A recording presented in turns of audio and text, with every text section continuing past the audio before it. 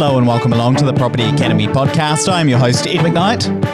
And I'm Andrew Nichols. And today on the show, we're going to be answering a question that came through from Instagram over the weekend. It's from Lexi down in Wellington, and she's been renovating her property along with her partner, Jake. And they've said, Ed, we've got a couple of questions for you. First of all, can you talk to us about why is it that some people will pay over GV, RV, CV, even if it has only just been released? What are those factors that make somebody do that? And then what should we look for before we purchase an investment property? And what should we look for after we purchase that investment property to add value? So if we're going to do some renovations to the property, what should we do for it? So we're going to talk about that. Now, Andrew, you've been in the property market for many, many years now. Talk to us, what are some of those factors that would make somebody pay over the CVRV, GV, even if it's only just been set? So Ed, I think the first thing is just to remember that GVs and CVs are a pretty weak instrument when it comes to determining the value of a house. And I say that because they're based on a computer algorithm most of the time. Generally speaking, no one comes out unless you've challenged a GV. You don't have someone come out and actually do an inspection of the property. So it's a general guide for the councils to figure out how much they should be charging and rates. That's about all it's good for. We actually did a podcast, so you can flick through and have a look at our previous podcast, Lexi, on the different types of valuations and how reliable they are. And it's funny because a lot of times you will hear at kind of investor forums and the like, people will have this formula, the market's 10% above GV at the moment, or it's 10% under GV. There is no golden rule. Generally speaking, it comes down to what is someone willing to pay for it. A valuation is about the only way you can get a more educated guess as to what the market is going to achieve if the house is sold.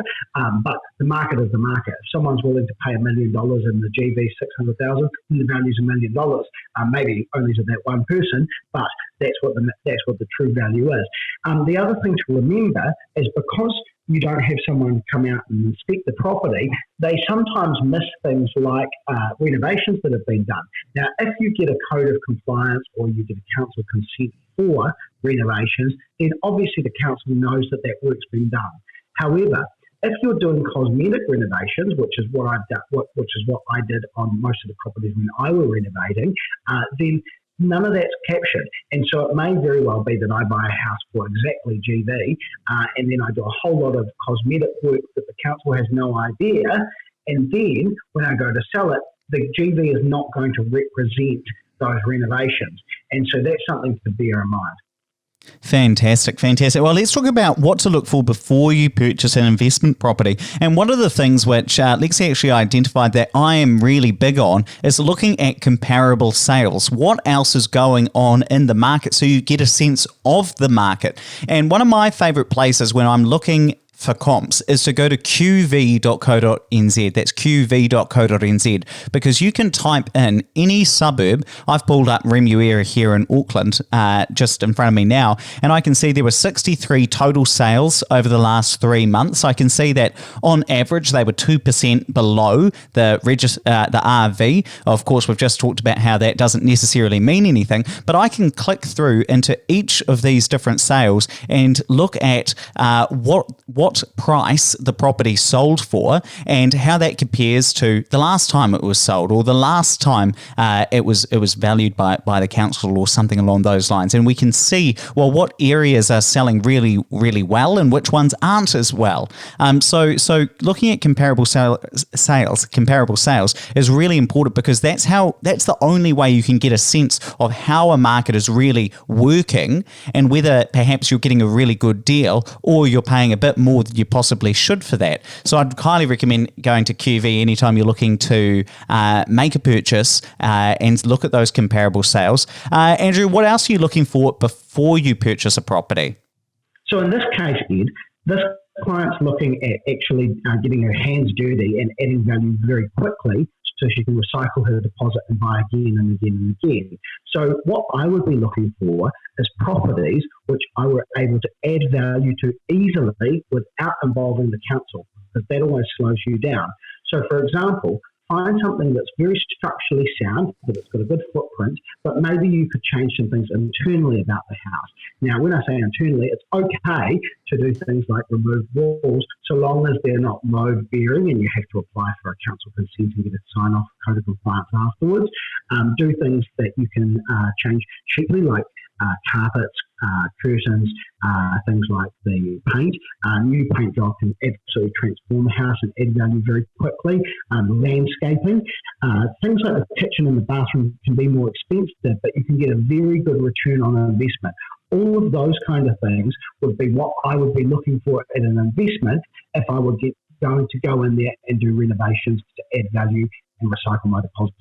And similarly, we've often talked on the show previously that some of those really small factors make big differences. So things like light fittings and light switches, if those are getting a bit discoloured, if you tidy those up, very, very cheap to do, or relatively cheap to do, but can make a big difference. And the big areas that can add a lot of value, just to add to that, are things like your entrance ways and street appeal or curb appeal as well. If you can tidy up some of the bushes that are outside, or change the letterbox, or some of these small things that help to build more of an emotional connection and cosmetically improve the property, those are going to have big differences. Conversely, if you were to spend a lot of money rewiring the place, that doesn't necessarily have a lot of value to somebody valuing the property, or who's going to come in and fall in love with it and pay a lot of money for the property, if you were to do a buy and flip in that case, as opposed to a buy and hold and pull your deposit out.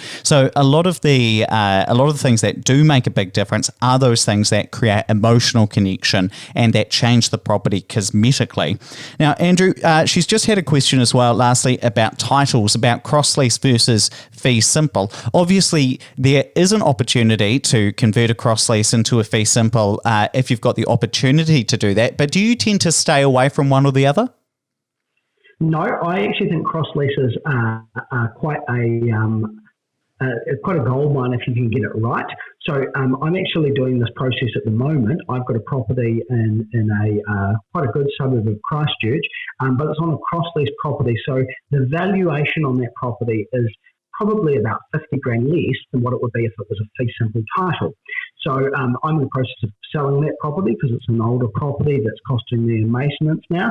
And so what we're doing is we're approaching the neighbour, and in this case, we're probably going to pay for the entire cross-lease cost, which will be less than $10,000 to turn it into two fee simple titles. We will go through the process of getting that done. Now, that is probably it's a slowish process because, again, it involves the council and there's a bit involved. You have to get the neighbours to agree to it, but of course, they're going to benefit, and in this case, I'm paying for it, so why wouldn't they? But if you've got a bit of time up your sleeve, then that might be a way of adding value quite quickly, because you can take advantage of the fact that people don't necessarily understand cross leases, and because of that, that they tend to go for a lesser price than if it was a fee simple title. So there's a way of adding value quite easily. Fantastic. Well, let's wrap it up there, but don't forget to rate, review, and subscribe to the show. It really does help us get the message out to more people. And hey, if you're interested in learning a little more about property investment, why not check out the Opus Partners Instagram? We are at Opus_partners. Every couple of days, we post a new educational piece of content that'll teach you something, give you a bit of insight into the property market. So I'm going to link that up there in the show notes. So just tap or swipe over the cover art. It'll take you right there.